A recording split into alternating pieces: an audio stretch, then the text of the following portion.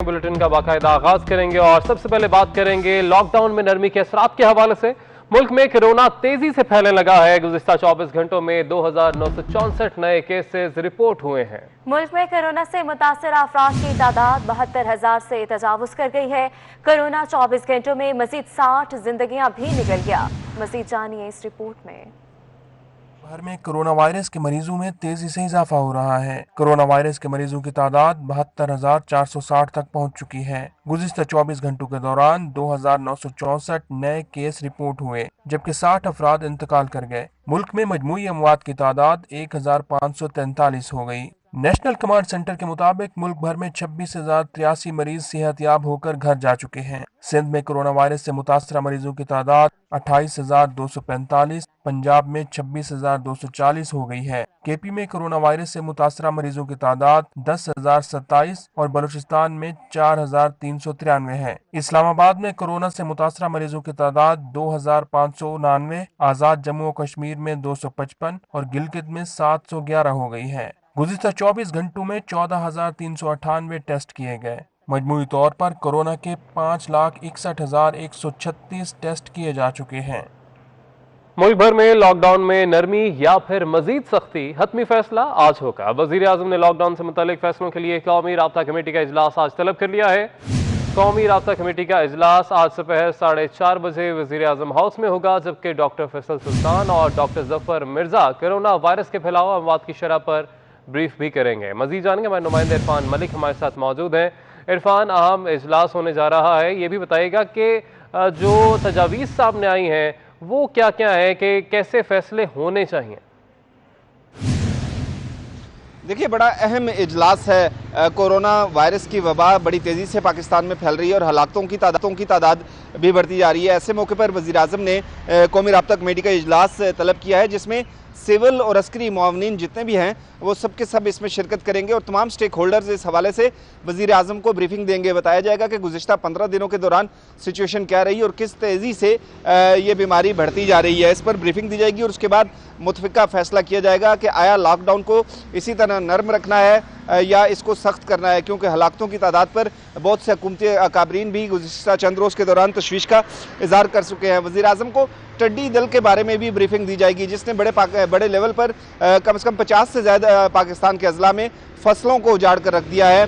इस हवाले से भी खुसूसी ब्रीफिंग दी जाएगी। चारों सूबाई वज़राए आला अपने अपने सूबों के हवाले से ब्रीफिंग देंगे कि उनके सूबों में इस वक्त क्या सूरत हाल है और वो क्या इकदाम कर रहे हैं। वज़ीर आज़म आज़ाद कश्मीर और वज़ीर आला गिलगित बल्तिस्तान भी अपने सूबों के हवाले से ब्रीफ करेंगे इस इजलास को और मुतफ़िका तौर पर फैसला किया जाएगा कि क्या किया जा सकता है। NDA में हुकाम मास्क की फरामी के हवाले से और दीगर आलात की फरामी के हवाले से इजलास को बताएंगे कि अब तक उनकी तैयारी क्या है और क्या उन्होंने इस सिलसिले में इकदाम किए हैं। आज शाम 4:30 बजे ये इजलास होना है वज़ीर आज़म हाउस में और तमाम स्टेक होल्डर्स जब अपनी अपनी आरा दे देंगे तो फिर मुतफ़िका तौर पर फैसला करने की कोशिश की जाएगी कि आया लॉकडाउन को इसी तरह नर्म रखना है या इसमें सख्ती करनी है। जी ठीक है, बहुत शुक्रिया इरफान मलिक, आपने अपडेट किया।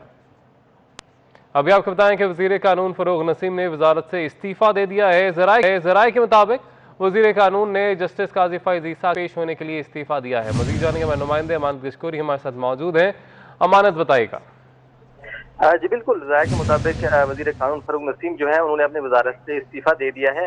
इस्तीफ़ा देने के बाद जो है वो अदालत में पेश हो सकते हैं। जैसे काजी फ़ैज़ ईसा केस में अदालत की जानिब से गुज़िश्ता जो समाअत थी जैसे काजी फ़ैज़ ईसा केस की, उसमें यह हिदायत की गई थी वज़ीर कानून को कि वो इस्तीफ़ा दिए बगैर अदालत में पेश नहीं हो सकते। पहले उनको इस्तीफ़ा देना पड़ेगा, उसके बाद जो है वो बतौर वकील सुप्रीम कोर्ट में पेश हो सकते हैं। तो राय का ये कहना है कि वज़ीर कानून फ़रूग नसीम जो है उन्होंने अपनी वजारत से इस्तीफ़ा दे दिया है और कुछ देर बाद जो है वो बाकायदा तौर पर अपने इस्तीफे का ऐलान भी करेंगे।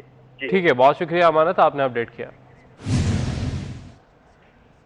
कौमी राब्ता कमेटी के आज इजलास के लिए पंजाब हुकूमत ने सिफारिशात तैयार कर ली हैं। SOPs के साथ होटल इंडस्ट्री और पार्क्स खोलने की तजवीज़ पेश की जाएगी। मरीन और गुलियात में सयाहों के लिए भी होटल्स खोलने की इजाज़त दी जाएगी। कमेटी सिफारिशात का जायजा लेने के बाद फैसला करेगी। तो आपको आम खबर से अपडेट कर रहे हैं। कौमी राब्ता कमेटी का इजलास के लिए पंजाब हुकूमत ने सिफारिशात तैयार कर ली हैं।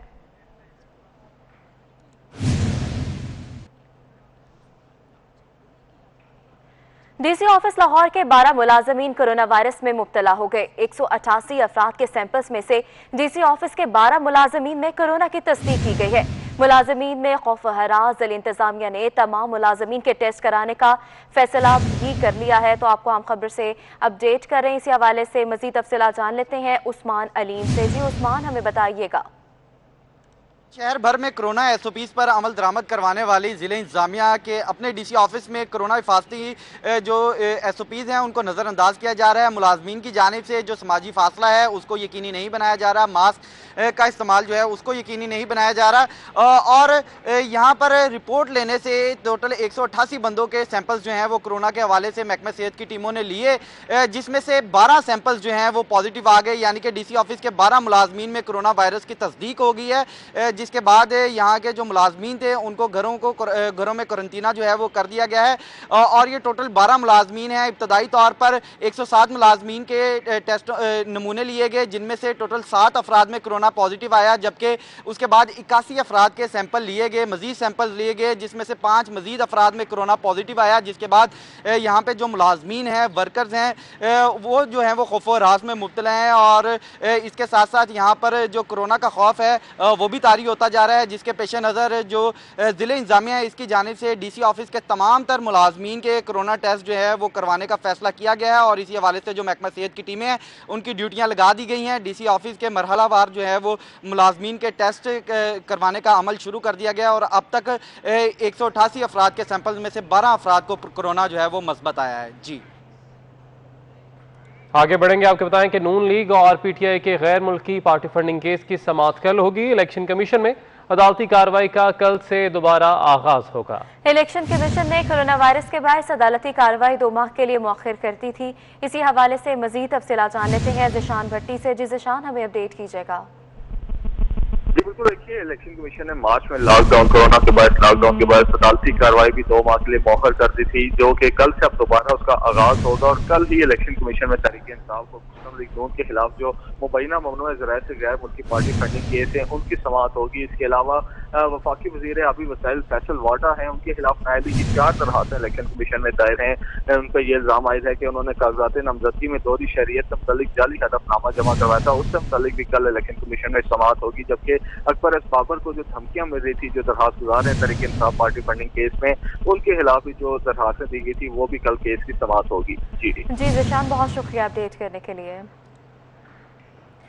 लॉकडाउन के दौरान बरतरफ की गई पोलियो हेल्थ वर्कर्स का कराची प्रेस क्लब के बाहर एहतजाजी मुजाहिरा जारी है।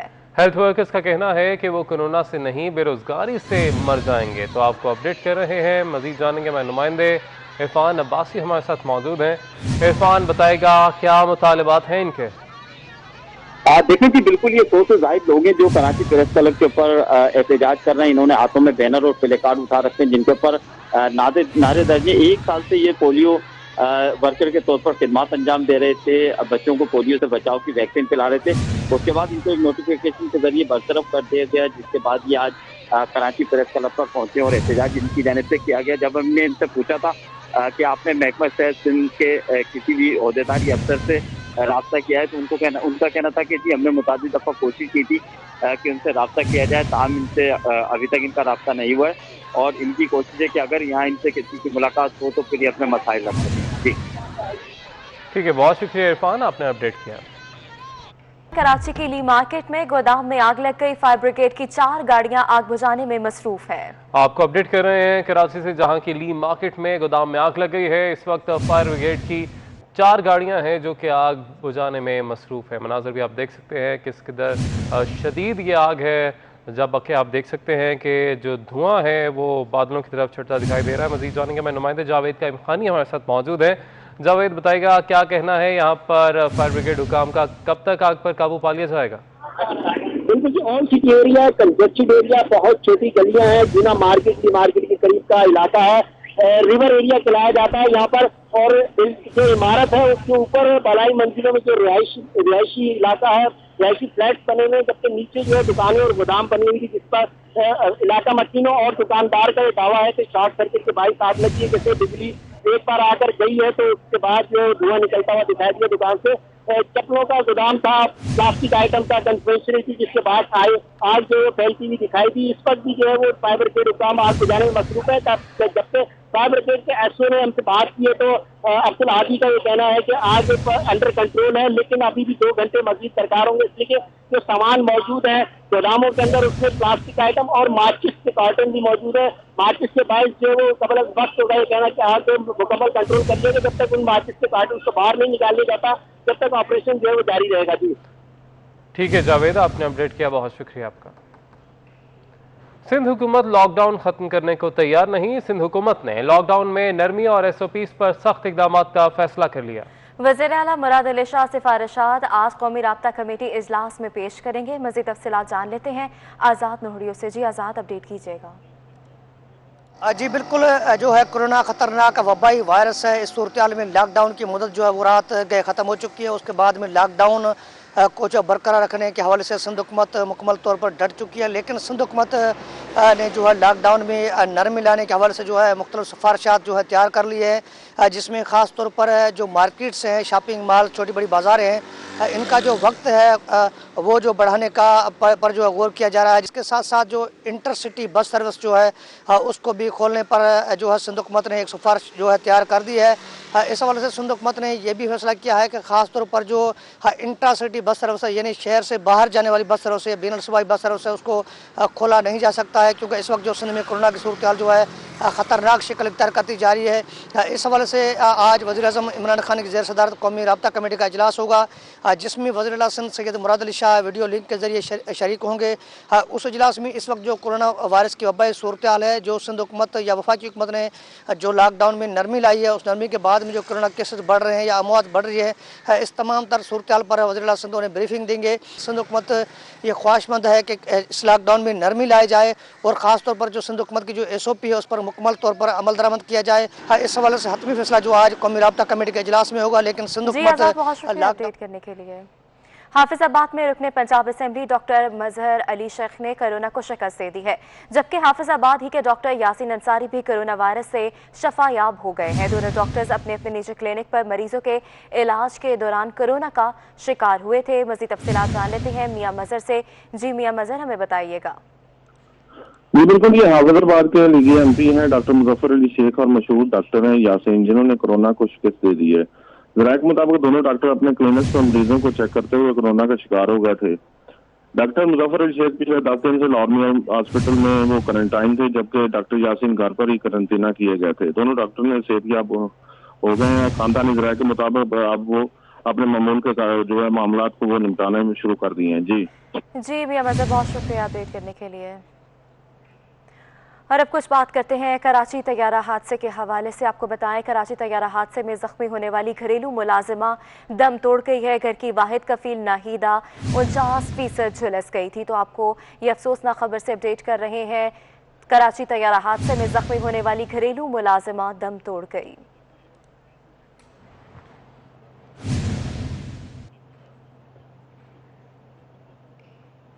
PIA तैयारा हादसे की तहकीकात करने वाली फ्रांसीसी टीम वापस चली गई। टीम डेटा रिकॉर्डर और कॉकपिट वॉइस रिकॉर्डर भी साथ ले गई। हालात की डिकोडिंग के लिए पाकिस्तानी तहकीकाती टीम के मेंबरान भी साथ गए। फ्रांसीसी एयरबस की टीम ने कराची में PIA तैयारा हादसे की तहकीकात मुकम्मल कर ली, जिसके बाद टीम वापस रवाना हो गई है। हादसे की तहकीकात के लिए 11 टेक्निकल एडवाइजर्स फ्रांस से 26 मई को कराची पहुंचे थे। माहिरीन ने 5 दिन में PIA तैयारा हादसे की अपनी तहकीकात मुकम्मल की। एयरबस माहिरीन जहाज का फ्लाइट डेटा रिकॉर्ड और कॉकपिट वॉइस रिकॉर्डर अपने हमरा फ्रांस ले गए हैं। दोनों पुर्जों की डीकोडिंग कल से फ्रांस में शुरू होगी। हादसे का शिकार होने वाले तैयारे के आलात की डीकोडिंग के लिए पाकिस्तानी तहकीकाती टीम के 2 मेंबरान भी फ्रांस गए हैं। दोनों पुर्जों को डीकोड करने के बाद हादसे के असल मुहर्रिकात सामने आएंगे। एयरबस टेक्निकल टीम हतमी रिपोर्ट्स फ्रांस में तैयार करेगी। 24 न्यूज़ के senior director programming and current affairs शहीद इंसान नकवी की रस्म कुल उनकी रहायशगाह पर अदा की गई, जिसमें अजीज़ व कारब सियासी और समाजी शख्सियात और सहाफ़ती बरादरी ने शिरकत की। 24 न्यूज़ के senior director programming and current affair शहीद अंसार नकवी सहाफत का वो महताब थे जो जिंदगी भर बुनियादी असलूब, जुबानों बयान, जदीदियत का बेहतरीन इम्तजाज रहे। उनसे सैकड़ों लोगों ने सहाफती फैज हासिल किया। इसी वजह से उन्हें भूलना नामुमकिन। शहीद सैयद अंसार नकवी की रस्म कुल उनकी रिहाइशगाह पर अदा की गई, जिसमें शहीद सैयद अंसार अली नकवी के अजीज़ व अकारिब, दोस्तों और सहाफ़ियों की बड़ी तादाद ने शिरकत की। या अल्लाह उनके नेक अमाल को और इन अहबाब ने जो कुरान पाक तिलावत किए हैं, तेरा नाम जिक्र किया है, सदका खैरात का एहतमाम किया गया, या अल्लाह इन तमाम नेक अमाल की बरकत से मरहूम के सगीरा कबीरा तमाम गुनाहों को मुआफ़ फरमाकर जन्नतुल फिरदौस में बुलंद दरजात नसीब फरमा। शहीद सैयद अंसार अली नकवी ने सहाफ़ती सफ़र हैदराबाद से शुरू किया, जो हर गुजरते दिन के साथ बुलंदियों पर रहा। निजी जिंदगी में समाजी राब्तों की वेबसाइट पर भी गोया होते तो ख़ानदानी वस्फ और इखलाक़ किरदार का ख्याल रखते। कोई ये नहीं कह सकता था कि अंसार नकवी के सहाफ़ती करियर में सियासत या लसानियत का शायबा भी दिखाई दिया। हज़ारों नौजवानों को तजुर्बात से मुस्तफ़ीद किया और सहाफ़त के मुक़द्दस पेशे की लाज रखी। मेरा अपना कोई ज़ाती घर का फ़र्द हमसे जुदा हो गया, वो वाली कैफियत है। एज ए जर्नलिस्ट अंसार माशाल्लाह एक कमिटेड प्रोफेशनल जर्नलिस्ट थे। डेडिकेट किया उन्होंने अपनी लाइफ को इस प्रोफेशन के लिए, बहुत मेहनत की। अंसार भाई की कोई मिसाल नहीं है। अंसार भाई को मैं एक भाई की तरह अगर देखूं तो उन्होंने तमाम ज़िंदगी में वो मशवरे दिए जो एक बड़ा भाई देता है, हमेशा उसी तरह एक सहारा बने रहे। हमने अंसार नकवी की सूरत में ना बहुत सारी शख्सियात को एक साथ खो दिया है। भाई खो दिया, उस्ताद खो दिया, मोहब्बत करने वाला दोस्त खो दिया, शफकत से समझाने वाला एक बड़ा भाई कह लें, मौलिम कह लें, वो खो दिया। शहीद सैयद अंसार अली नकवी की ज़ाती ज़िंदगी भी बाकमाल और काबिल तकलीद है। माशरती नाहमवारियों, जुल्म ज़्यादती, बुग़्ज़ व नफ़रत के इस लकोदक सहरा में अंसार नकवी जैसी शख्सियत ने साबित किया कि इंसान चाहे तो अपने अखलाक व किरदार से दुश्मनों को भी हमनवा बना सकता है। लाहौर में मुत्तहिदा नान रोटी एसोसिएशन ने आटा और मैदा की कीमतें कम करने का मुतालबा कर दिया। सदर मुत्तहिदा नान रोटी एसोसिएशन आफ्ताब गुल के मुताबिक आटा और मैदा की कीमतें कई गुना बढ़ा दी गई हैं। कीमतें पुरानी सतह पर ना लाई गई तो 5 जून से नान 15 और रोटी 10 रुपए कर देंगे। इसी हवाले से मज़ीद तफसीलात जान लेते हैं वकार घुमन से। जी वकार, हमें बताइएगा। जी, मुत्तहिदा नान रोटी एसोसिएशन की जानिब हुकूमत को 5 जून तक की डेडलाइन दी गई है कि आटा और मैदा की जो कीमतें हैं वो पुरानी बहाल की जाएं, वरना 5 जून से शहर में नान जो है 15 रुपए जबकि सादा रोटी कम से कम 10 रुपए की फरोख्त होगी। ये मुत्तहिदा नान एसोसिएशन की जानिब से ये ऐलान किया गया है कि आटा और मैदा की जो कीमतें बढ़ी हैं उसके बाद ये फैसला किया गया है कि 5 जून से शहर में जो नान वो 15 रुपए जबकि रोटी 5 रुपए की करने का ऐलान किया गया है। मुत्तहिदा नान रोटी एसोसिएशन के सदर आफ्ताब गिल का कहना है कि हुकूमत अभी तक इनके साथ किसी किस्म के मुज़ाकरात नहीं किए गए। हमारा मुतालबा है कि हमें सब्सिडी दी जाए या मैदा और आटा की जो कीमतें बढ़ी हैं इनको वापस पुरानी कीमतों पर बहाल किया जाए, वरना नान और रोटी की कीमतें 5 जून से बढ़ा दी जाएंगी। जी वकार, बहुत शुक्रिया अपडेट करने के लिए। तो आपको बता रहे हैं कीमतें पुरानी सतह पर ना लाई गई तो 5 जून से नान 15 और रोटी 10 रुपए कर दी जाएगी, ये मुतालबा किया जा रहा है। तो आपको बता रहे हैं कि लाहौर में मुत्तहिदा नान रोटी एसोसिएशन का आटा और मैदे की कीमतों में कमी का मुतालबा किया गया है।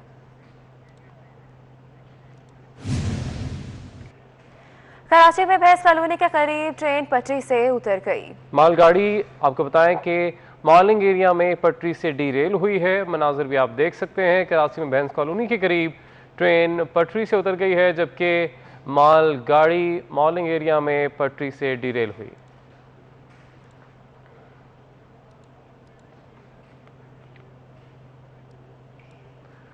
हुकूमत ने 1 जून से पेट्रोलियम मसनूआत की कीमतों में रद्दोबदल का एलामिया जारी कर दिया।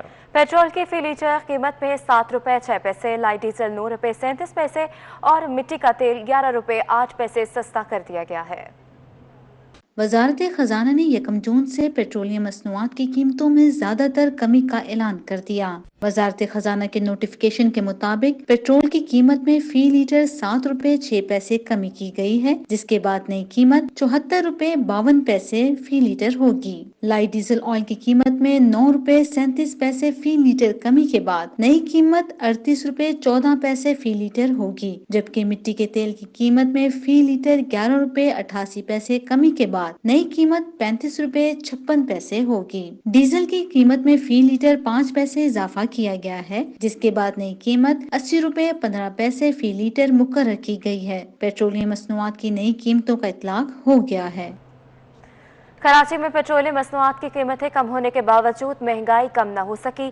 आलू 50 रुपए और प्याज 60 रुपए किलो में फरोख्त किया जा रहा है, जबकि फालसा 200 रुपए किलो और केला दर्जा अव्वल 150 रुपए दर्जन बेचा जा रहा है। शहर में मुर्गी का गोश्त 400 से 450 रुपए तक फरोख्त किया जा रहा है।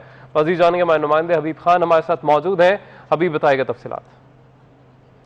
जी बिल्कुल, वफाकी हुकूमत की जानिब से एक बार फिर जो है वो पेट्रोलियम मसनूआत की कीमतों में जो है वो कमी कर दी गई है। गुज़िश्ता 2 से 3 माह के दौरान जो है वो तकरीबन 40 रुपये जो है वो पेट्रोल की कीमत में फ़ी लीटर कमी आ चुकी है। लेकिन शहर कायद में जो सूरत हाल है इस वक्त वो मुख्तलिफ है। तमाम तर अशिया खुर्द-व-नोश की जो कीमतें हैं वो अपनी जगह बरकरार है। महंगाई का तूफ़ान अपनी जगह बरकरार है। पेट्रोल की कीमतों में कमी अशिया खुर्द-व-नोश में जो है वो किसी भी कमी का बायस नहीं बन पा रही है। सब्ज़ी फ्रूट्स जो कि रोज़ाना की बुनियाद पर मंडी से जो है वो शहर में लाए जाते हैं ट्रांसपोर्ट के ज़रिए, जिसमें फ्यूल की जो कॉस्ट है वो लगाई जाती है, लेकिन अब फ्यूल की कॉस्ट में कमी आ गई है। ताहम इसके बावजूद जो सब्ज़ी और फ्रूट की कीमतें हैं उनमें खातिर ख्वाह कमी कोई किस्म की वाक़ई नहीं हो सकी। अगर आज भी बात करें तो आज भी शहर की मुख्तलिफ मार्केटों में चीनी जो है वो 80 रुपये से ज़ायद फ़ी किलो में बेची जा रही है। इसके अलावा अगर आटे की कीमतों में बात करें तो आटा भी जो है इस वक्त 65 रुपये से 70 रुपये फ़ी किलो तक जो है वो बेचा जा रहा है। पेट्रोल पे तो लोग रश लगाते हुए नज़र आ रहे हैं। मेरा कैमरामैन आपको अकब में दिखा सके, शहरी सस्ता पेट्रोल होने के बाद बाइक्स में गाड़ियों में अपनी पेट्रोल की ख़रीदारी कर रहे हैं, ज़्यादा से ज़्यादा पेट्रोल का इस्तेमाल करते हुए दिखाई दे रहे हैं। लेकिन शहरियों का कहना यही है कि जो हुकूमत की जानिब से पेट्रोलियम मसनूआत में कीमतें की जो कमी की जा रही है वो अगर अशिया खुर्द-व-नोश में भी असरअंदाज हो तो शहरी जो है वो आसानी से अपनी इस महंगाई के दौर में और इस मुश्किल वक्त में जो कि लॉकडाउन के दौरान शहरियों को फेस करना पड़ा उसमें अशिया खुर्द-व-नोश को भी जो है वो आसानी से कम दामों में खरीद सकते हैं। जी बहुत शुक्रिया हमें अपडेट करने के लिए। कोरोना वायरस की वजह से एक और फ्रंटलाइन सिपाही जान की बाजी हार गया। स्वाबी के मारूफ doctor medical specialist doctor Pakchand corona की वजह से चल बसे हैं। अफसोसनाक खबर दे रहे हैं आपको बताएं कोरोना वायरस की वजह से एक और फ्रंट लाइन सिपाही जान की बाजी हार गया। स्वाबी के मारूफ doctor medical specialist doctor Pakchand corona की वजह से चल बसे। तो आपको बता रहे हैं कोरोना वायरस की वजह से एक और फ्रंटलाइन सिपाही जान की बाजी हार गया। सवाबी के मारूफ doctor medical specialist doctor Pakchand corona की वजह से चल बसे हैं। तो ये अफसोसनाक खबर आपसे शेयर कर रहे हैं। कोरोना वायरस की वजह से एक और फ्रंटलाइन सिपाही जान की बाजी हार गया है। सवाबी के मारूफ doctor medical specialist doctor Pakchand corona की वजह से चल बसे।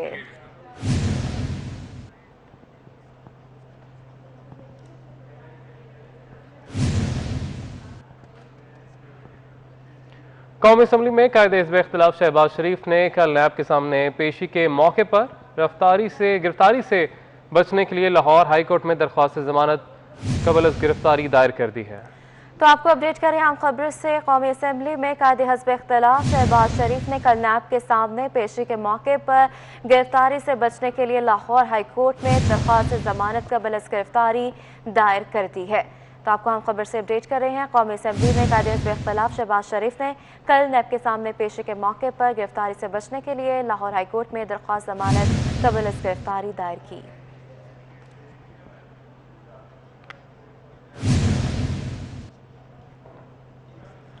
कराची वालों के लिए महकमा मौसमियात की जानिब से अच्छी खबर सामने आई है।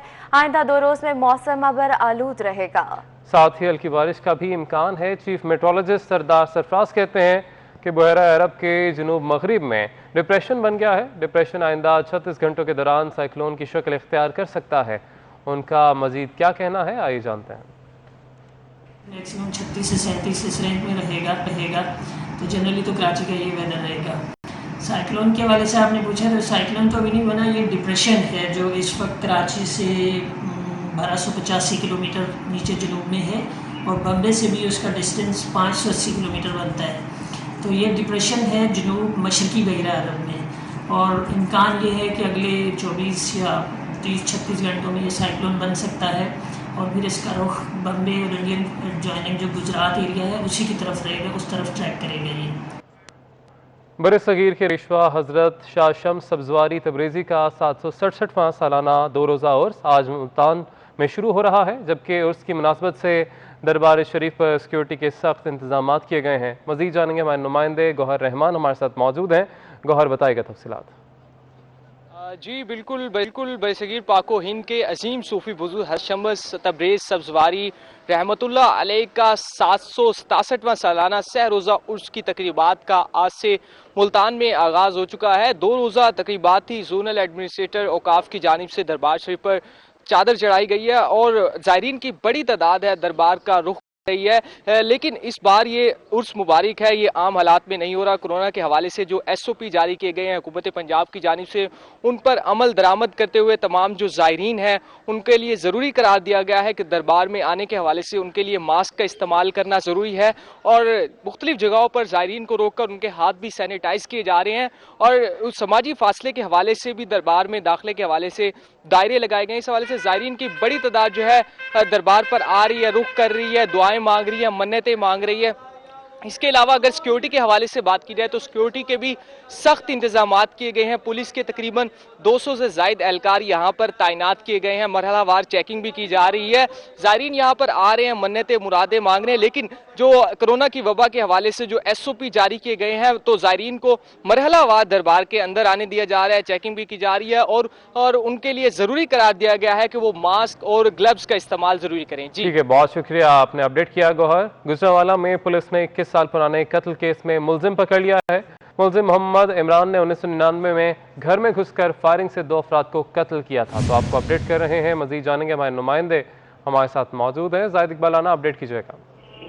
हाँ जी बिल्कुल, ये गुजरांवाला में थाना कैंट पुलिस ने बड़ी कार्रवाई करते हुए 21 साल से दोहरे कत्ल का जो शिकारी मुलजिम था उसको गिरफ्तार कर लिया। मुलजिम ने 21 साल कबल मुखालिफिन के घर में घुसकर दोहरे कत्ल करने के बाद यह मुलजिम गिरफ्तारी के डर से रूपोश हो चुका था, जिसके बाद 21 साल बाद थाना कैंट पुलिस ने दोहरे कत्ल के जो मुलजिम है इमरान को गिरफ्तार कर लिया, जबकि उसके बाद पुलिस का कहना है कि तफ्तीश का सिलसिला मजीद जारी है और इस वाकये में मजीद जो भी गिरफ्तारियां वो भी अमल में लाई जाएंगे। पुलिस का कहना है कि बहुत बड़ी कार्रवाई की गई 21 साल से। जी जाहिद, बहुत शुक्रिया पेश करने के लिए।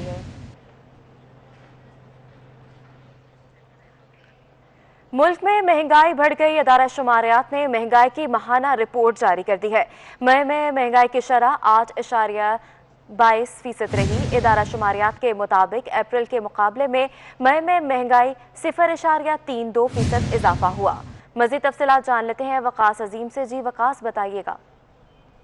जी, इदारा शुमारियात ने मुल्क भर में महंगाई में इजाफे से मुतालिक रिपोर्ट जारी कर दी और ये बताया गया है कि मई के महीने में मुल्क भर में महंगाई की शरह 8.22% रही है। अप्रैल के मुकाबले में मई के महीने के दौरान महंगाई में 0.32% इजाफा हुआ है और रवा माली साल के पहले 11 माह के दौरान मुल्क भर में महंगाई की शरह जो है वो 10.94% रिकॉर्ड की गई है। एक माह में चिकन सबसे ज्यादा महंगा हुआ है और इसकी कीमत में तकरीबन 41.46% इजाफा रिकॉर्ड किया गया है, जबकि आलू 31% और फल 9.7% और दूध 4.6% महंगा हुआ है। इस दौरान कपड़े 4% और मसाला जात भी 3.7% महंगे हुए हैं। जी वकास, बहुत शुक्रिया अपडेट करने के लिए।